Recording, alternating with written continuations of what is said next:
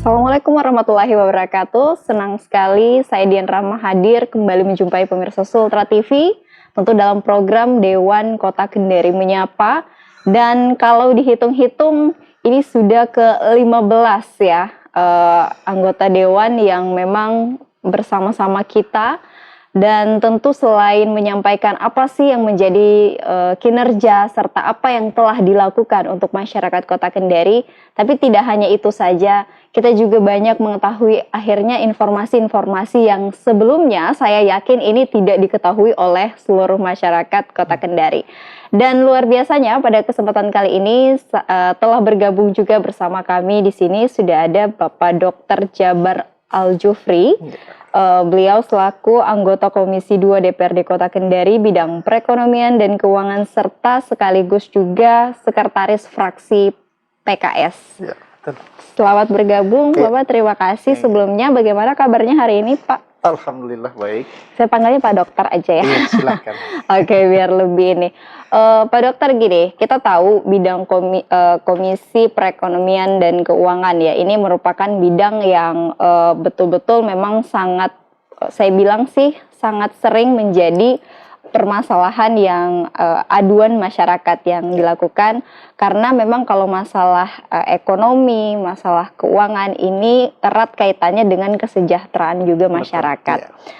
Dan lagi-lagi apalagi terutama kemarin di masa pandemi yang memang mengharuskan di mana kita menghadapi situasi yang membuat ekonomi kita agak sedikit anjlok bahkan sulit. Nah, ini lagi-lagi tentu pasti banyak aduannya dari masyarakat Kota Kendari terkait hal itu ya Pak. Lalu kalau dari Pak Dokter sendiri melihat sampai sejauh ini, memang masalah di maksud saya di bidang perekonomian dan keuangan apa sih sebenarnya yang menjadi masalah yang selalu diadukan oleh masyarakat ke teman-teman di DPRD Kota Kendari Pak? Silakan. Iya. Jadi kalau dari Komisi 2 itu Mbak, ya karena kita tahu bersama bahwasanya Kota Kendari ini adalah kota jasa, ya. Kota jasa di mana betul-betul perekonomian dan keuangannya itu tergantung dalam Komisi 2 ini. Apa saja yang tergantung di dalam Komisi 2? Yang pertama otomatis pariwisata. Ya, pariwisata ini yang dimaksud adalah perhotelan dan lain-lain. Kemudian yang kedua juga perindak, ya. Perdagangan, masalah pasar. Nah, yang paling banyak masukan dari masyarakat atau yang kita lakukan hearing itu adalah dari bidang hiburan. Nah, kenapa dari hiburan? Karena kita tahu bersama bahwasannya dalam masa pandemi hiburan ini betul-betul hampir nyaris tidak hidup, ya. Iya, betul-betul tertutup mati. Nah, itulah kenapa sehingga banyak teman-teman, apalagi teman-teman dari Arokap ya, datang ke Komisi 2 menanyakan kepada kami bagaimana caranya supaya perlahan-lahan ekonomi itu maju lagi, khususnya dalam segi tempat-tempat hiburan itu sendiri. Karena kita tidak bisa kita pungkiri bahwasanya PAD yang paling maksimal dari Kota Kendari itu adalah tempat hiburan dan perhotelan. Nah, sehingga dari masukan teman-teman Arokap, inilah yang kita koordinasikan dengan pemerintah kota agar berpikir nih solusi untuk Arokap ini apa? Karena kalau Arokap tidak hidup, dunia hiburan tidak hidup, perhotelan tidak hidup, otomatis Kota Kendari ini akan anjlok PAD-nya. Apa yang terjadi kalau anjlok PAD? Ya, pembangunan akan tersendat karena kurangnya pasokan PAD untuk masuk ke dalam APBD Kota Kendari nantinya. Karena juga yang perlu kita perhatikan Pak, bahwa memang Kota Kendari kan ini berbeda dengan kabupaten-kabupaten lain. Betul, ya. Yang memang memiliki potensi dari berbagai sektor. Ya. Tapi memang Kota Kendari lebih terfokus pada sektor jasa. Betul, dimana sektor jasa ini yang menjadi point center lah istilahnya, ya, kekuatan yang dimiliki oleh Kota Kendari. Nah, lalu sampai sejauh ini, ya memang kan ini perlahan kita lihat juga sudah mulai ada perubahan karena memang di mana pandemi yang sudah begitu melandai, tetapi kita juga kan tetap harus waspada lagi Pak. Nah, apakah ini juga menjadi pertimbangan nih dari DPRD sendiri, terus juga yang menyampaikan kepada para masyarakat dalam hal ini Arokap yang tadi dikatakan. Nah, seperti apa untuk menyiasati situasi saat ini Pak? Nah, dalam hal ini kita senantiasa berkoordinasi dengan pemerintah Kota Kendari, ya, Satgas Covid, Dinas Kesehatan, semua kita aturkan dalam pembukaan tempat-tempat hiburan atau hotel-hotel tersebut itu senantiasa mematuhi protokol kesehatan. Oke. Ya, protokol kesehatan yang dimaksud itu bagaimana? Ya, sama saja seperti protokol kesehatan pada umumnya, menggunakan masker, kecuali pada saat makan dan minum. Kemudian mencuci tangan, setidaknya disediakan tempat cuci tangan yang layak. Nah, yang kemudian menjaga jarak. Nah, tetapi pada saat ini kita bisa rasakan lah, yang paling susah dari protokol kesehatan ini adalah menjaga jarak. Namun dari semua prokes yang kita koordinasikan dengan pemerintah kota, itu semua diterima oleh teman-teman tempat hiburan, ya. Karena kenapa? Karena kita juga menyediakan sanksi bagi teman-teman yang tidak menjalankan protokol kesehatan. Sanksi yang paling berat itu adalah pencabutan izin usaha dari tempat hiburan malam itu sendiri. Makanya dari segi itu kita hearing, kita diskusi bersama dari teman-teman Arokap, tempat hiburan, kemudian dari Satgas Covid, dari Dinas Kesehatan, DPRD Kota Kendari. Itulah yang menjadi acuan kita, yang menjadi pertimbangan kita. Oke, kita buka perlahan-lahan tempat hiburan, akan tetapi membawa protokol kesehatan. Yang tadinya mungkin tempat hiburan itu bisa memuat sampai 500 orang dalam kapasitas itu, akhirnya sekarang dikurangi maksimal 250 orang. Mungkin jadi 50% ya? Iya, betul, 50%, setengah dari sebelum pandemi ini. Pak, yang menjadi pertanyaan lagi untuk saya dan juga mungkin pemirsa di rumah, bahwa sebelum adanya pandemi itu biasanya sumbangsi PAD yang didapatkan dengan adanya Kota Kendari sebagai kota jasa ini berapa persen sih Pak biasanya? Iya, dampak PAD dari ini ya. Ini sebenarnya kemarin itu kan total APBD kita itu kalau saya tidak salah 1,8 triliun. Nah, lantas berapa persen pasokan PAD untuk memasuk itu? Kalau saya tidak salah itu sekitar 500 miliar dari PAD kita. Ya, makanya itu memang apalagi kalau di Komisi 2 ya, karena betul-betul PAD itu sangat signifikan masuk dari Komisi 2, makanya kita dari Komisi 2 itu betul-betul memasok pemerintah Kota Kendari untuk pacu lagi, ayo apalagi yang bisa kita gaya untuk menjadi PAD. Nah, makanya itu karena Komisi 2 ini adalah tulang punggung untuk sektor PAD dari Kota Kendari. Dan ketika ada pandemi kemarin kan sempat anjlok lagi. Betul. Tapi kalau melihat sekarang yang dimana situasi sudah mulai istilahnya bangkit lagi, itu seberapa besar signifikan perubahannya, Pak? Signifikan dibandingkan dengan pandemi kemarin, otomatis sekarang jauh lebih meningkat. Ya, jauh lebih meningkat dibandingkan yang pandemi kemarin, karena sekarang sudah mulai hidup lagi. Hotel-hotel sudah buka ya, dari tahun kemarin sudah buka. Event-event sekarang sudah mulai, meskipun yang masih kecil-kecil. Nah, tapi ini istilahnya memberikan pengaruh besar juga ya, Pak? Betul, memberikan pengaruh besar. Kenapa? Karena harus kita ketahui bersama, setiap kegiatan atau event yang dilakukan oleh event organizer itu menyumbang pasokan PAD ke Kota Kendari.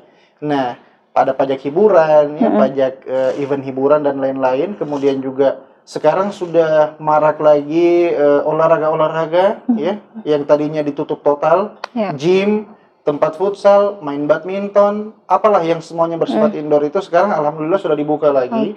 Apa dampaknya? Ya, dampaknya adalah tertarik lagi pajak dari kegiatan-kegiatan usaha yang dilakukan dari teman-teman penyewa jasa lapangan ini. Nah, jadi kalau dibilang signifikan dari pandemi, sangat signifikan. Sekarang kita mulai lagi membangun karena kita tahu bersama bagaimana anjloknya ekonomi pada saat pandemi. Walaupun mungkin situasi yang maksudnya peningkatan PAD saat ini belum bisa mencapai nominal seperti sebelum ada pandemi ya, Pak? Betul sekali. Tapi kalau menurut Bapak ini kira-kira membutuhkan apa sih sebenarnya, berapa waktu lama lagi untuk kira-kira bisa menstabilkan seperti kondisi yang sebelum ada pandemi ini? Iya. Kalau masalah prediksi waktu, berapa lama jangka waktunya, kayaknya dihitung dari terlepas masuknya pandemi itu ya di bulan 3 kemarin tahun 2020. kayaknya memakan waktu 2 sampai 3 tahun Ya, untuk 3 tahun kembali lagi. normal, ya. Tapi kita tidak tahu apakah ekonomi yang tumbuh dari 2 sampai 3 tahun ini kembali normal ataukah melonjak. Ya. Tapi kalau prediksi saya, pertumbuhan ekonomi akan melonjak. Kenapa? Karena jenuhnya orang pada saat pandemi. Iya, betul, Jadi Pak. semuanya ingin lepas dari kejenuhan itu. Mungkin ada yang berwisata masuk ke kota Kendari, jalan-jalan ke Pantai Nambo. Mungkin ada yang masuk ke kota Kendari ke tempat hiburan malam. Iya. Nah, kenapa saya bilang akan melonjak perekonomian? Karena firasat saya pribadi, orang-orang itu jenuh dengan pandemi. Makanya mereka akan luapkan kejenuhan mereka, memasuki kota Kendari dan membuang kejenuhannya di kota Kendari. Otomatis itu akan menjadi dampak positif bagi kota Kendari karena menerima PAD dari orang-orang yang jenuh ini. Oke, Pak, selain masalah PAD ya, yang memang ini juga menjadi fokus utama. Selain itu untuk di komisi bidang perekonomian dan keuangan ini, apa sih yang kadang juga menjadi aduan dari masyarakat, Pak? Yang menjadi aduan itu paling sering juga adalah teman-teman dari sektor perdagangan, yaitu pasar. Oke, pasar ya. Karena masuk di bidang ekonomi juga, ya, jadi makanya pasar itu salah satu langganan kita RDP atau hearing di Komisi 2. Gitu. Hal yang biasa dikeluhkan masyarakat apa, Pak? Hal yang dikeluhkan masyarakat itu yang paling alot sekarang ini adalah mall basah ya. Iya, karena kita ketahui bersama bagaimana ruwetnya keadaan di dalam mall basah. Nah, pedagang di situ sudah jenuh akan manajemen dari pemegang pasar. Ya. Sementara kontraknya belum berakhir. Nah, ini dia yang biasa kita hearing, carikan jalan tengah solusi bagaimana supaya teman-teman pedagang di pasar itu menjualnya dengan aman, tetapi tidak merugikan dari pihak manajemen. Gitu. Nah, itu sih dan itu yang masih sementara alat ya, Pak? Iya, betul. Oke, tapi lagi-lagi ya, ini memang ya namanya masalah kan kadang tidak pernah ada habisnya ya, Pak. Betul sekali, apalagi ya. Kalau di kemarin teman-teman di anggota dewan pun selalu mengungkapkan bahwa ya sudah inilah tugas kami sebenarnya menjadi wadah bagi aspirasi masyarakat. Tapi lagi-lagi disinilah khususnya teman-teman dari DPRD Kota Kendari menunjukkan bahwa kinerja yang dilakukan adalah sebagai bentuk upaya dalam menyelesaikan masalah yang memang menjadi keluhan dari masyarakat. Karena tadi sudah disampaikan betapa banyaknya ternyata dampak yang memang terjadi apabila PAD ini kaitannya sangat erat sekali terhadap sumbangsih perekonomian di daerah Kota Kendari ya, Pak. Jadi ini juga membuktikan bahwa mulai dari sekarang ya memang kita sudah, terutama masyarakat, harus fokus nih mengawal kestabilan ekonomi dengan apa ya, dengan mungkin tadi upaya-upaya yang sudah dilakukan juga oleh teman-teman di DPRD Kota Kendari. Nah lalu Pak, melihat, saya yakin kan di sini permasalahan yang ada ini tak lepas juga dari upaya serta kolaborasi bersama dengan teman-teman. Kalau di Komisi 2 sendiri bidang perekonomian dan keuangan, apa sih yang menjadi langkah-langkah strategis yang dilakukan oleh Bapak bersama dengan jajaran? Iya, jadi kami dari Komisi 2 betul-betul mendorong teman-teman OPD, ya, pemerintah Kota Kendari untuk betul-betul meningkatkan PAD. Seperti kemarin di Dinas Kepariwisataan. Dinas Pariwisata kan yang menangani Nambo perhotelan.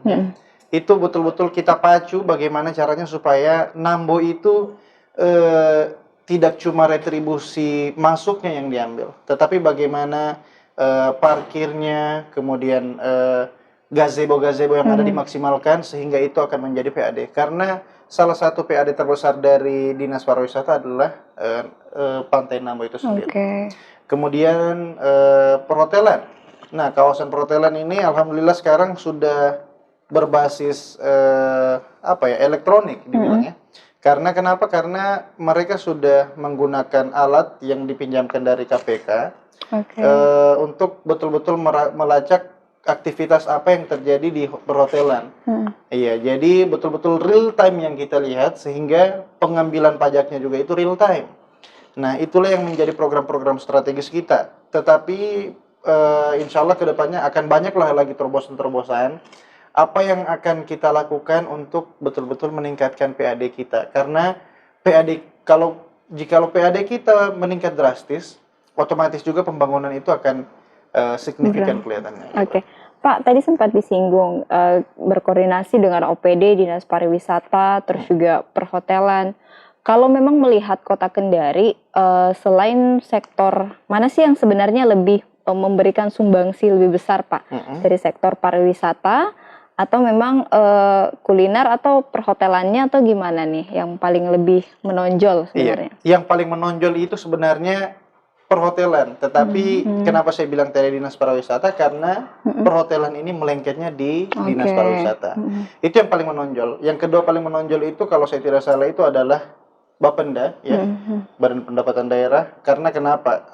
Kita tahu bahwasannya banyak yang ingin punya rumah di Kota Kendari, dan pengurusan rumah itu selalu melibatkan BPHTB dan lain-lain, PBB.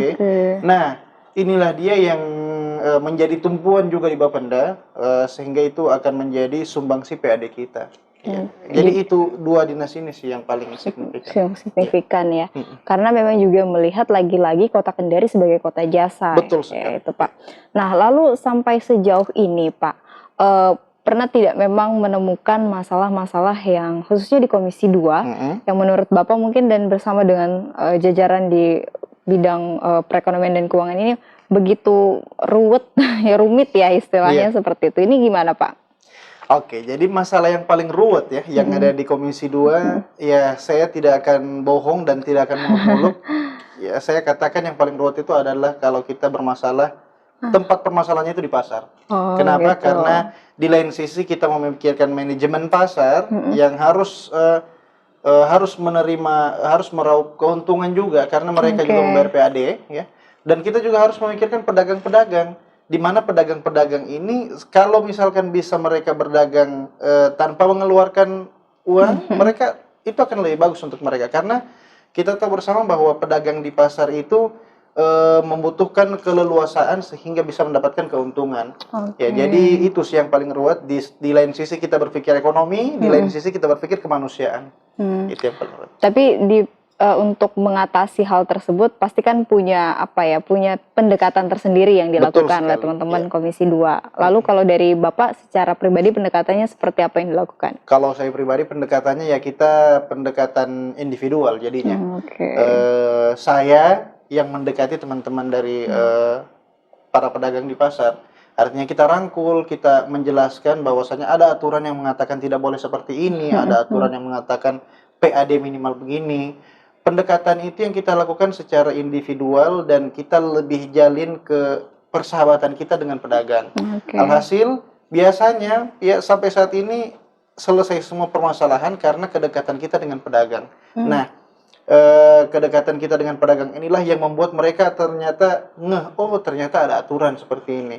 Di lain sisi mereka masih jengkel dengan manajemen, tetapi tertutup lagi kalau misalkan kita tabrak manajemen. Kalau mereka tabrak manajemen, itu akan membahayakan juga OPD dan anggota DPR. Karena sudah ada aturan yang mengatur semua itu. Jadi pendekatannya ya individual, persahabatan dan kekeluargaan. Apalagi Bapak kan daerah dapilnya Baruga. Betul sekali. Ya. Kita tahu di Baruga juga ada pasar Baruga yang memang ini hari-hari orang melakukan transaksi di situ. Betul sekali.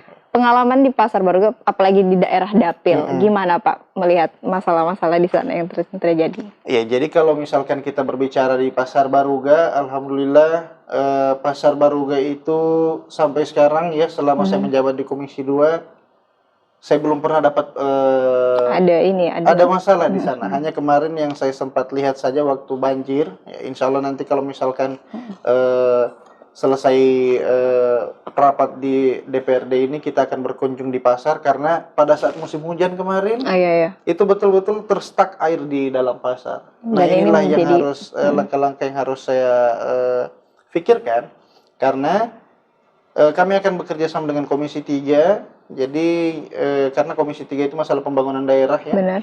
Ya, jadi kita akan bekerja sama dengan mereka mengatur bagaimana sebenarnya ini drainase atau sirkulasi air di dalam pasar Baruga. Karena ini akan memberi dampak juga ya Pak ya. Karena memberi dampak, kasihan nanti teman-teman pedagang dagangannya yang mereka belum jual, mereka taruh di bawah-bawah losnya mereka, di bawah mejanya, ternyata nanti tersapu banjir, kan kasihan mereka. Iya, makanya itu yang harus. Tapi kalau permasalahan, alhamdulillah sampai sekarang minim dari pasar Oke, baru. luar biasa. Ini kan berarti suatu keberhasilan juga, apalagi di dapil Bapak sendiri gitu Betul kan. sekali, iya.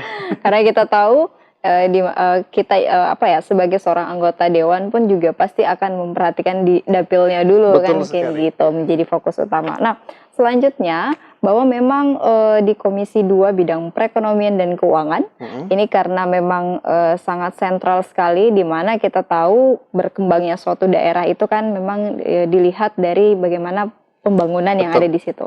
Pembangunan akan terjadi jika didukung dengan peningkatan ekonomi yang baik.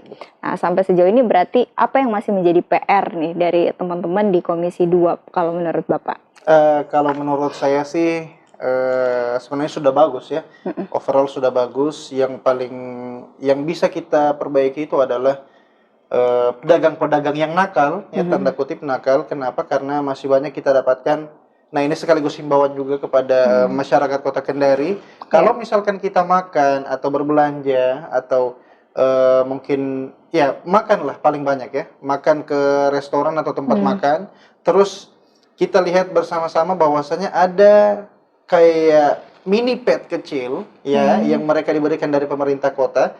Itu kalau misalkan mereka menghitung pakai kalkulator tanpa menghitung di situ, mohon ditegur pedagangnya. Oh, gitu. Kenapa? Karena kalau mereka langsung hitung di kalkulator dan mereka tambahkan pajak melalui kalkulator itu tidak akan terbaca oleh pemerintah. Sementara kalau mereka input di dalam mini pad tersebut, itu akan langsung terbaca di Bapenda. Nah, dari Bapenda dari alat inilah yang bisa menghasilkan real time pajak. Oh, ternyata satu hari, contoh kita ambil contoh salah satu tempat ngopi lah di Kendari.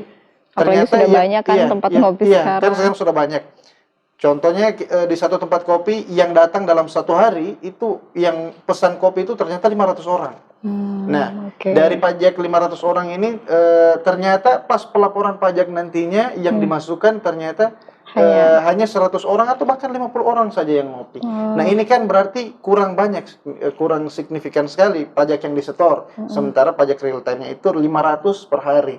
Nah, dari alat mini pad itu yang akan mencatat semua transaksi per hari berapa, pajak yang disetorkan berapa. Jadi kalau misalkan masyarakat Kota Kendari pergi nanti ngopi atau pergi makan, mohon dicantumkan, mohon dilihat baik-baik di kasir apakah mereka menggunakan mini pad tersebut atau menggunakan kalkulator biasa. Tapi hampir rata-rata sih sudah menggunakan mini pad ya Pak. Iya. Cuma kan kita nggak tahu, jangan sampai memang masih ada. Betul, iya. Rata-rata sekarang menggunakan mini pad, rata-rata iya. Hanya ya itu tadi tanda kutip masih ada yang nakal. Iya, dan ini menjadi fokus perhatian dari teman-teman di Komisi 2 ya.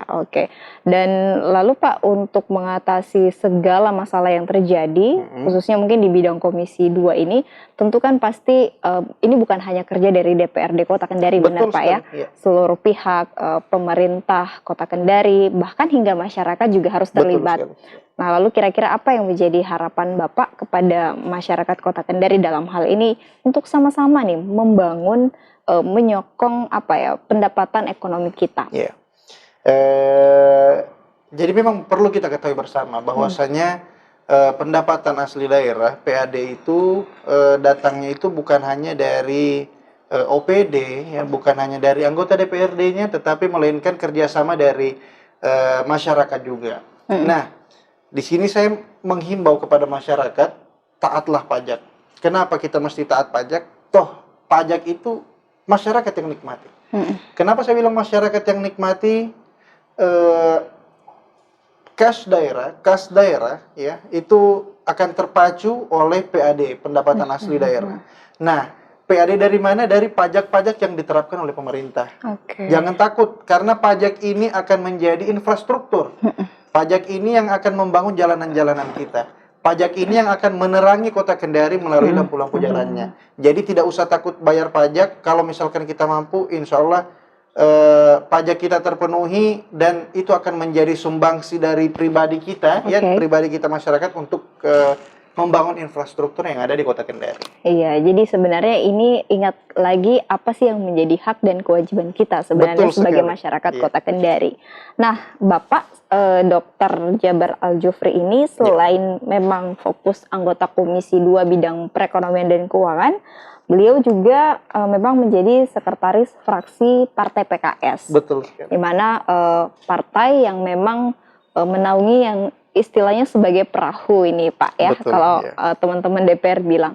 Lalu Bapak bagaimana membagi waktu? Tentu kan juga pasti di partai juga ada apa ya, program-program strategis yang menjadi prioritas yang harus diselesaikan selain menyelesaikan tugas di Komisi 2. Betul, bagaimana tanggapannya Pak? Iya, jadi kalau misalkan bagaimana mengcombine, ya ini pintar-pintarnya anggota DPR lah.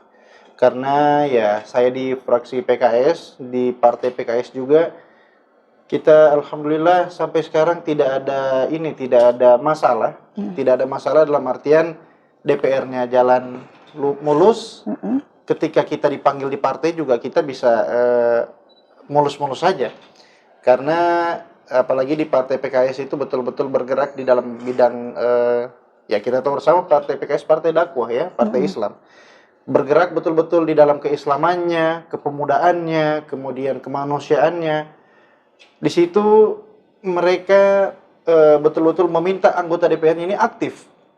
Dan saya rasa sampai sekarang alhamdulillah tidak ada masalah dalam hal itu.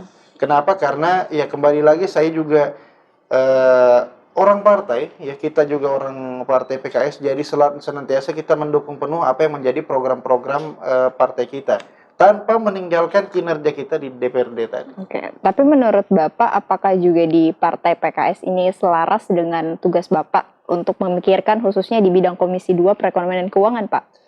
Ya, sangat selaras harusnya. Karena kenapa? Karena kita ketahui bersama bahwasanya di Komisi 2 ini menunjang ekonomi sehingga tercapai infrastruktur yang memadai. Dan itulah yang diajarkan kami di Partai PKS, agar senantiasa memerhatikan konstituen kita di dapil di Kota Kendari umumnya.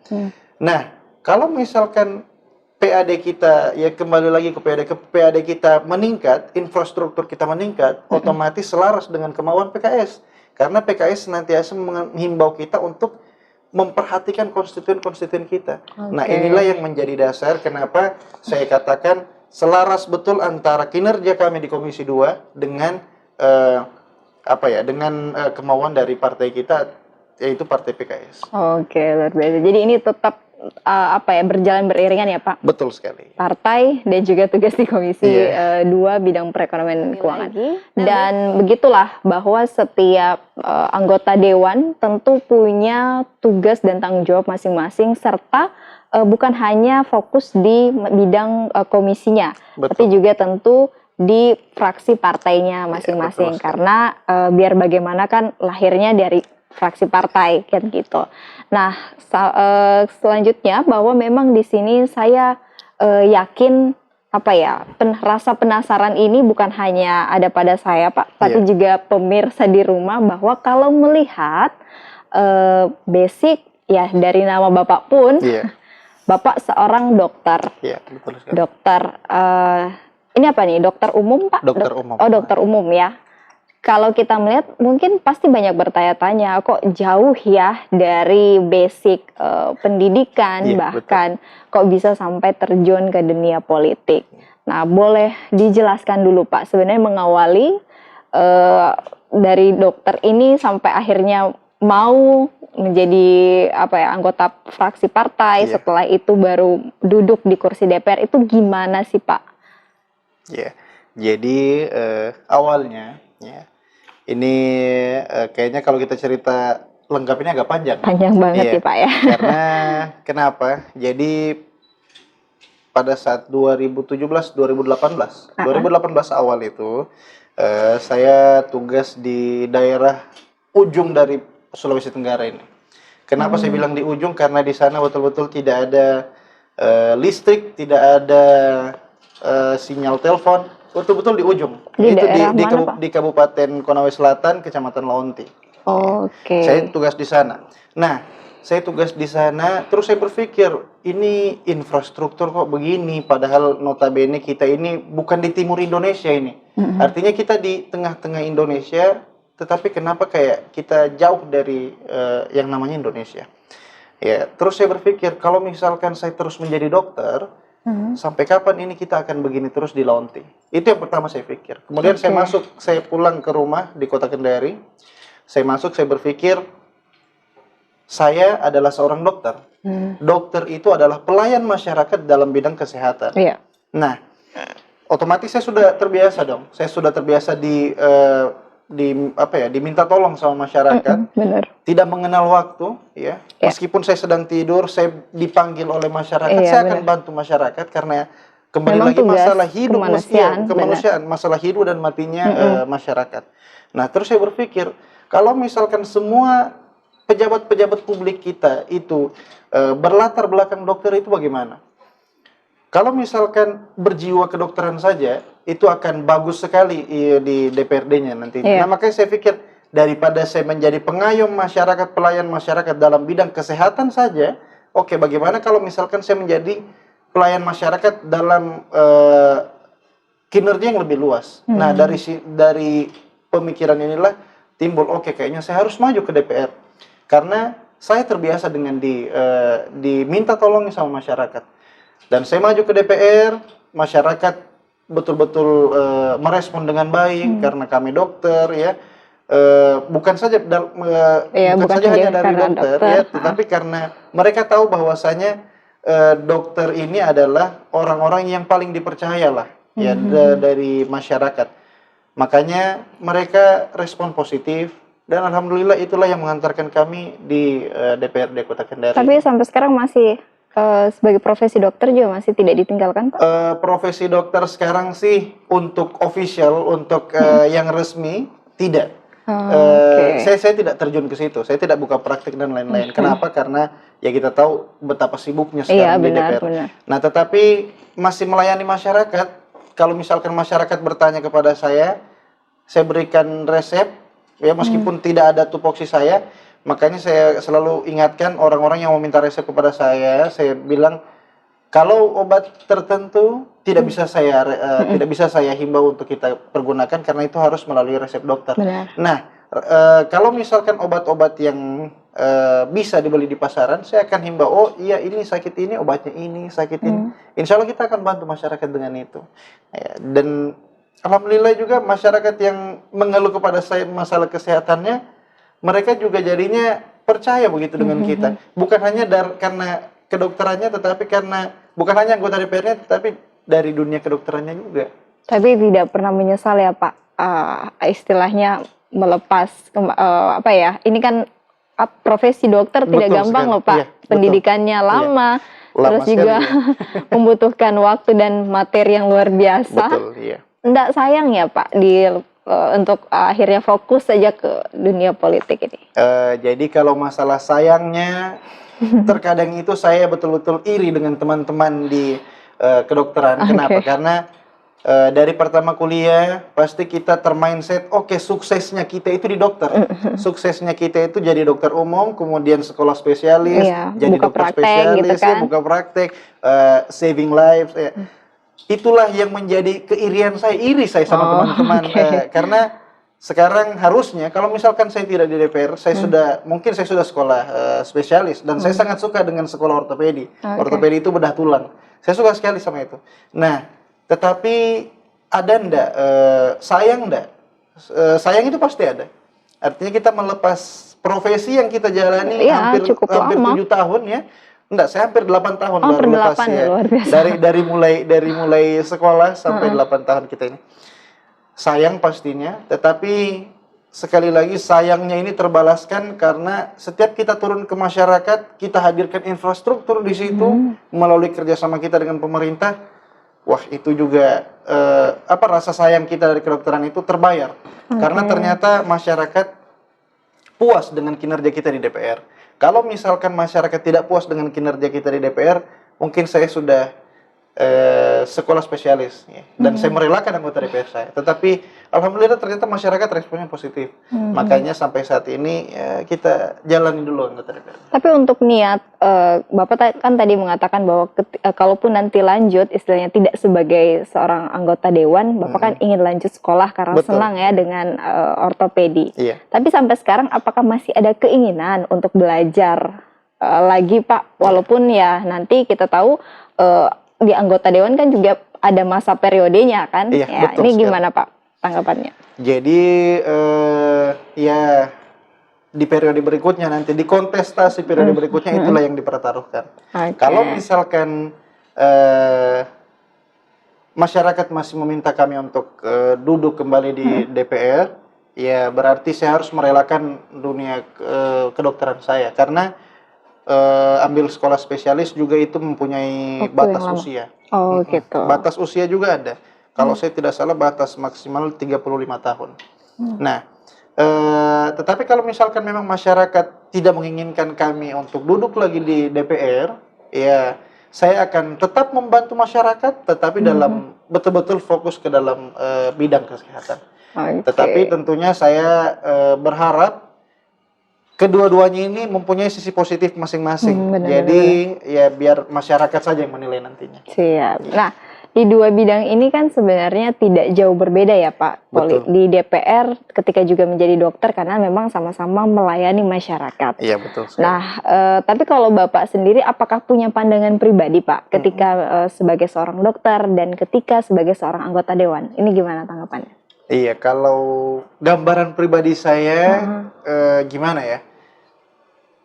Ini dikenal dengan istilah buah si malakama. Oh gitu. Iya, kenapa? Karena Kenapa Pak? hasil survei terbaru, ya, pekerjaan yang profesi yang paling dipercaya masyarakat itu adalah seorang dokter. Oke. Iya, tenaga medis, khususnya dokter. Tetapi profesi yang paling tidak dipercaya oleh masyarakat adalah politisi. Iya, kita buka-bukaan aja. Tetapi rasa syukur saya adalah karena ternyata profesi saya, artinya yang melekat dalam diri saya itu adalah yang paling dipercaya. Nah, inilah menjadi pembuktian saya sebagai anggota DPR sekaligus dokter untuk membuktikan kepada masyarakat bahwasanya tidak semua politisi itu pembohong. Tidak semua politisi itu menebar janji saja. Nah, dari cara pemikir saya di kedokteran, itulah yang saya alihkan ke politik sekarang. Makanya alhamdulillah sekarang masyarakat merespon karena betul-betul kami turun ke masyarakat tidak membawa janji semata, tetapi betul-betul yang menjadi janji-janji kita pada saat maju kampanye, yang menjadi janji kita kepada masyarakat betul-betul kita tunaikan. Dan inilah yang menjadi kesyukuran saya sebagai dokter dan anggota DPR, bahwasanya saya menunjukkan kepada masyarakat tidak semua anggota DPR begitu. Ada dokter di dalam anggota DPR ini yang tidak seperti politisi-politisi yang lain. Siap. Dan itu prinsip itu yang coba Bapak bawa ke masyarakat ya. Siapa pihak yang paling pertama mendukung keputusan Bapak untuk beralih dari seorang dokter menjadi anggota dewan, Pak? Kalau misalkan siapa yang ini pertama ya, otomatis yang pertama yang saya ajak diskusi adalah istri saya. Ya. Istri, kemudian saya tanya, kalau misalkan saya maju di kontestasi anggota DPR gimana? Ya, istri saya langsung mengatakan, kalau memang pendapat kamu itu yang bagus, silahkan lanjutkan. Dan setelah istri, saya berdiskusi dengan keluarga, orang tua, ya kita kumpulkan keluarga dulu. Dan mendapat respon positif semuanya. Karena selalu mereka katakan, iya kamu dokter, kamu punya kapasitas, dan dokter ya kita tahu bagaimana profesinya. Ya silahkan maju. Bismillah. Pada saat itu istri Bapak seorang dokter juga? Seorang dokter juga. Jadi kayaknya paham ya. Iya, makanya paham dunia kedokteran dan paham juga kapan kita harus merelakan bahwasanya gimana ya, ada tempat lain yang lebih besar tupoksinya tetapi tidak meninggalkan asas-asas dari kedokteran. Seperti itu. Dan akhirnya setelah perjalanan yang begitu panjang, Bapak banyak juga harus melepas beberapa mimpi yang mungkin saya yakin sebagai dokter ini adalah apakah menjadi cita-cita dari awal? Iya, memang dari awal orang tua saya, bapak saya itu kan betul-betul orang yang dituakan di Badan Pertanahan Nasional. Nah, beliau itu pada saat mau tamat SMA diberitahukan saya bagaimana mau masuk BPN enggak. Nah, saya langsung memang betul-betul saya tidak ada niat. Iya, tidak ada niat untuk ke situ dan saya mengatakan saya mau jadi 3 profesi saja.